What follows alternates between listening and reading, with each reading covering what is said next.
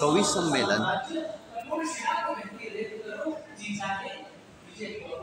आपण बघतोय ते कवी संमेलन। आज कवी संमेलनाची उपस्थिती कमी होते। आपण कविता ऐकूया।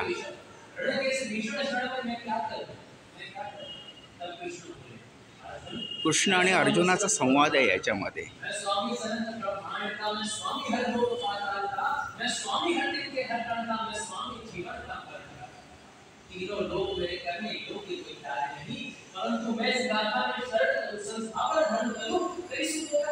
सगळ्यात महत्त्वाचा मेसेज, तिन्ही लोकात मला कुठलंही कर्म करायचं नाही तरी मी कर्म करतोय।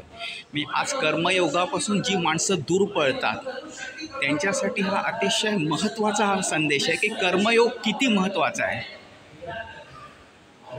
ही अतिशय महत्त्वाचं आहे की कवी संमेलनाची प्रथा आज चालू राहायला हवी, ही काळाची गरज आहे।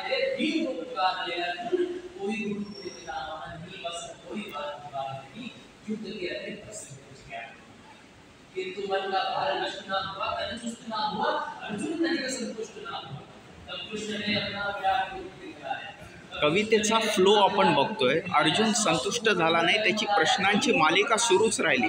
अर्थात संवाद हा सुद्धा कवितेचा महत्त्वाचा पैलू आहे। बरेचदा कवितेत कवी एकटाच बोलतो, पण हा संवाद म्हणजे हा कवितेचा नवीन प्रकार आहे, संवादात्मक काव्यरचना।